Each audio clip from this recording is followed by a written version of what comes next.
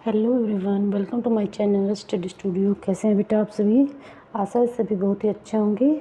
आज हम आपको कराएंगे क्लास 7th का वसंत भाग 2 का चैप्टर नंबर 8। क्लास 7th है, वसंत भाग 2 चैप्टर नंबर 9 है। ये रहीम के दोए थे 8, तो ये है 9। इसका नाम है एक तिनका। इसमें थोड़ा सा कम दिख रहा है।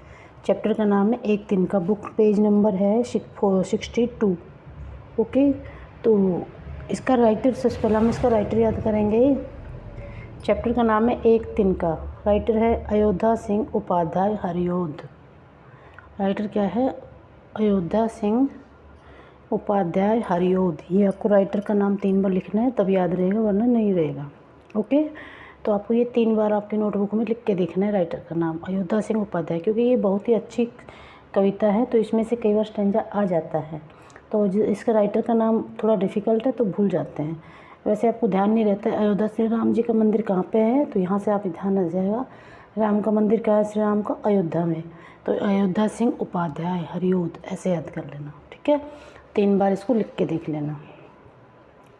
तो इसमें क्या स्टोरी है? एक आप जैसा छोटा सा बच्चा होता है, वो अपने जो ऊपर मुंडेर पर ऐसे खड़ा हुआ होता है और ऐंठ के खड़ा हुआ होता है। वो अपने आप को बहुत ही समझदार समझ रहा है कि मेरे जैसा कोई भी नहीं है। बहुत ही ऐंठ के घमंड से भरा हुआ खड़ा था।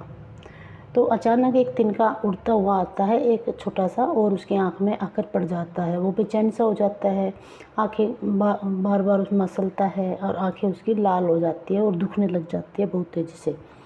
उसके बाद क्या होता है कि कुछ लोग वहाँ पर जो हैं वो कपड़े की गोल गोल बनाते हैं, उसमें फूंक मारते हैं और वो उसकी आँख पर लगाते हैं, तो वो निकल जाता है, तिनका उसकी आँख से निकल जाता है।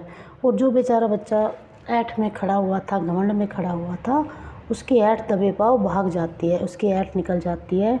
और फिर वो खुद से ये कहता है कि क्यों तू ऐंठ में खड़ा था, तेरी ऐंठ तो एक छोटे से तिनके ने ही निकाल दी। इस तरह इसमें स्टोरी है। बहुत ईजी है ये पोयम, कविता। तो आप ज़रा ध्यान से देखना। छोटी सी है, 3 स्टैंजा है, बड़े ध्यान से आप देखिए। कमंडों से भरा ऐठा हुआ एक दिन जब था मुंडेर पर खड़ा, अचानक दूर से उड़ता हुआ एक तिनका मेरी आँख में पड़ा। राइटर कह रहा है कि राइटर अपने लिए कह रहा है कि मैं घमंडों से भरा हुआ ऐठा हुआ, एक बार मैं घमंड से भरा हुआ, ऐसे इसमें ये आ गया ना। तो पहले इसको प्रसंग तो मैंने हर में सब में बता दिया था। सब में प्रसंग वही होता है, कविता का नाम, राइटर का नाम और बुक का नाम। तो प्रस्तुत पंक्तियाँ हमारी पाठ्य पुस्तक वसंत भाग 3 प्रसंग में ऐसे लिखेंगे। प्रस्तुत पंक्तियाँ हम पाठ्य पुस्तक वसंत भाग 3 कौन सी बुक है? एक तिनका से ली गई हैं। इसके रचयिता है अयोध्या सिंह उपाध्याय हरिओद। और इसमें कवि ने एक बताया है कि एक ऐंठ में बच्चा खड़ा था, उसके ऐंठ कैसे निकले, दबे पाँव कैसे भागे, उसके बारे में वर्णन किया गया है। घमंड से भरा हुआ एक लड़के का वर्णन किया गया है। तो घमंडों से भरा हुआ ऐठा हुआ, इसमें कवि ये बता रहा है कि मैं एक दिन, कवि कहता है एक दिन वह खुद के लिए कहता है कि छत के मुंडेर पर ऐंठ कर, देखो ये खड़ा हुआ है छत के मुंडेर पर ऐंठ कर घमंड से खड़ा हुआ था, घमंडों से और ऐंठ से भरा हुआ था मैं। अचानक से दूर उड़ता हुआ, अचानक से एक दूर से, बहुत दूर से एक तिनका उड़कर आया और एक तिनका मेरी आँख में आ पड़ा, एक तिनका मेरी आँख में गिर गया। मैं झिझक उठा, मैं उस, मतलब ये यहाँ तक हो गया ना। इसके बाद ये तो हो गया सरलार्थ, प्रसंग भी बता दिया। एक आप विशेष और लिख सकते हो। विशेष में क्या क्या होता है, हमें कभी अहंकार नहीं करना चाहिए। विशेष में जैसे तीसरे जैसे प्रसंग होता है, फिर व्याख्या होती है, सरलार्थ होता है, फिर उसके नीचे लिखेंगे आप तीसरे पॉइंट पे विशेष। विशेष में लिखेंगे हमें कभी भी अहंकार नहीं करना चाहिए। भाषा सरल है, सहज है और परवाहमयी है। ये हो गया। इसके बाद सेकंड, मैं झिझक उठा। झिझक माना शर्म, घबरा जाना, डर जाना, बेचैन हो जाना। हुआ बेचैन सा, मैं झिझक गया, एकदम ऐसे घबरा गया, बेचैन हो गया। लाल होकर आँख भी दुखने लगी। मैं ऐसा झिझक गया, बेचैन हो गया, व्याकुल हो गया कि मेरी आँख लाल होकर दुखने लगी, दर्द होने लगा। मूठ देने लगा कपड़े की लगे, देने लोग कपड़े की लगे, ऐठ बेचारी दबे भागी।